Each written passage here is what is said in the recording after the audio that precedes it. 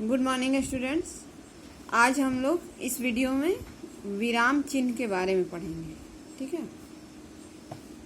विराम विराम का अर्थ होता है रुकना या ठहरना। तो वाक्य के बीच में या वाक्य के अंत में वाक्य को अधिक स्पष्ट और अर्थवान बनाने के लिए हम जिन चिन्हों का प्रयोग करते हैं उसे विराम चिन्ह कहते हैं। ठीक है। विराम चिन्ह का अर्थ एवं परिभाषा। विराम का अर्थ है रुकना या ठहरना, और अपनी बातें कहते समय हम बीच बीच में रुकते हैं ताकि भाव स्पष्ट हो सके। ठीक है।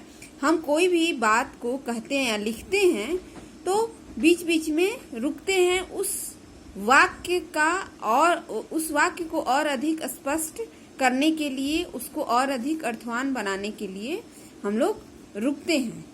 ठीक है। ताकि हमारा जो भाव है और अधिक स्पष्ट हो सके, और इसके लिए हम कुछ चिन्ह का प्रयोग करते हैं। ठीक है। और उन्हीं चिन्हों को हम लोग विराम चिन्ह कहते हैं। हिंदी में प्रयुक्त होने वाले प्रमुख विराम चिन्ह निम्नलिखित हैं। देखिए, पहला है पूर्ण विराम। ठीक है। पूर्ण विराम मतलब कि जहां वाक्य पूरा हो जाता है, वाक्य के पूरा होने पर हम जिस चिन्ह का प्रयोग करते हैं उसे हम कहते हैं पूर्ण विराम। उसके बाद होता है अल्प विराम। अल्प विराम में हम लोग अल्प मतलब होता है थोड़ा। तो जब वाक्य के बीच में हमें बहुत ही थोड़े समय के लिए रुकना होता है तो हम अल्प विराम अर्थात कॉमा का प्रयोग करते हैं। ठीक है। कॉमा को हम लोग हिंदी में अल्प विराम कहते हैं। उसके बाद होता है अर्ध विराम। ठीक है। अर्ध विराम का प्रयोग हम लोग कहाँ करते हैं? तो जब भी वाक्य के बीच में, ठीक है, वाक्य के बीच में जब हमें अल्प विराम से थोड़ा अधिक समय और पूर्ण विराम से थोड़े कम समय के लिए रुकना होता है तो हम लोग अर्ध विराम चिन्ह का प्रयोग करते हैं। और अर्ध विराम चिन्ह को हम लोग कॉमा और कॉमा के ऊपर एक बिंदु के द्वारा दर्शाते हैं। ठीक है। आगे है प्रश्नवाचक चिन्ह। प्रश्नवाचक चिन्ह को हम लोग इस तरह से दर्शाते हैं। तो इसका प्रयोग हम लोग कहाँ करते हैं? तो जिस भी वाक्य से प्रश्न पूछने का भाव उत्पन्न होता है तो वहां हम लोग प्रश्नवाचक चिन्ह का प्रयोग करते हैं। उस वाक्य के अंत में हम लोग प्रश्नवाचक चिन्ह का प्रयोग करते हैं।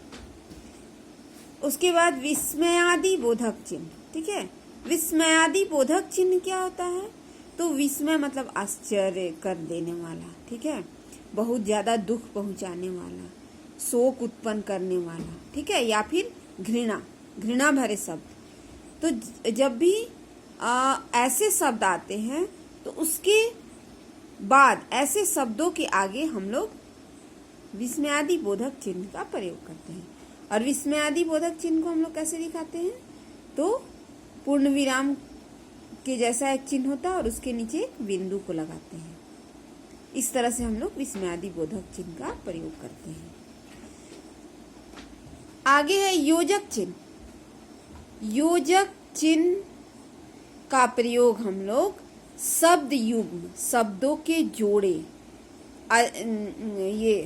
ज्यादातर जैसे वाक्य में हम लोग किसी शब्द का प्रयोग करते हैं तो बहुत सारे शब्द ऐसे होते हैं जो एक साथ आते हैं। ठीक है। अधिकतर हम उन्हें एक साथ देखते हैं। तो वैसे चिन्हों के बीच में योजक चिन्ह का प्रयोग होता है। ठीक है। योजक मतलब जोड़ने वाला चिन्ह। और इसका प्रयोग होता है जैसे कि वाक्य के बीच में जब भी हम एक ही शब्द को दोहराते हैं तो वहां भी हम योजक चिन्ह का प्रयोग करते हैं। ठीक है। उसके बाद हम लोग जैसे कि किसी चीज की तुलना करते हैं तो वहां भी हम लोग योजक चिन्ह का प्रयोग करते हैं, ठीक है।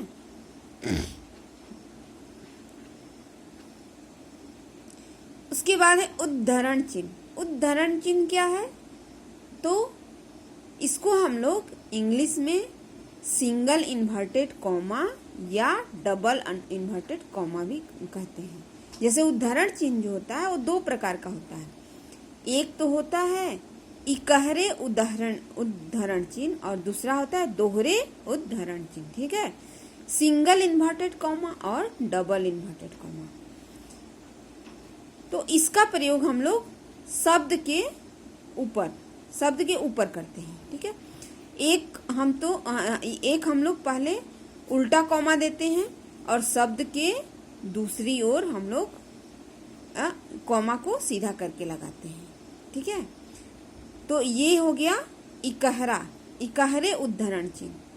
दोहरे उद्धरण चिन्ह में क्या होता है कि हम लोग कॉमा को डबल करके लगाते हैं, ठीक है। उसके बाद है कोष्ठक। कोष्ठक क्या है? तो जो कोष्ठक होते हैं वो मतलब 4 प्रकार के होते हैं। एक तो छोटा, एक मंझला, एक बड़ा और एक जो रेखा के रूप में हम लोग इस्तेमाल करते हैं। तो भाषा में ज्यादातर हम लोग ये जो छोटा कोष्ठक है इसका हम लोग इस्तेमाल करते हैं, ठीक है। बाकी 3 कोष्ठकों का प्रयोग ज्यादातर मैथ वगैरह मैथ में होता है।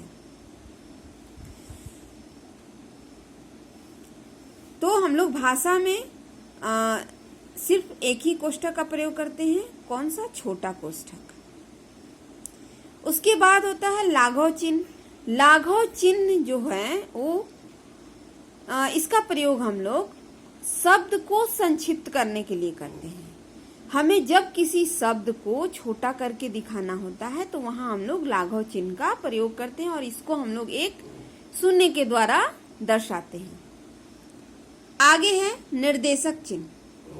निर्देशक चिन्ह जैसे कि कोई भी मतलब निर्देश देने के लिए, जैसे किसी के द्वारा कहे गए शब्द को जब हम लोग ज्यों का त्यों उसे बताते हैं तो वहां पर हम लोग निर्देशक चिन्ह का प्रयोग करते हैं।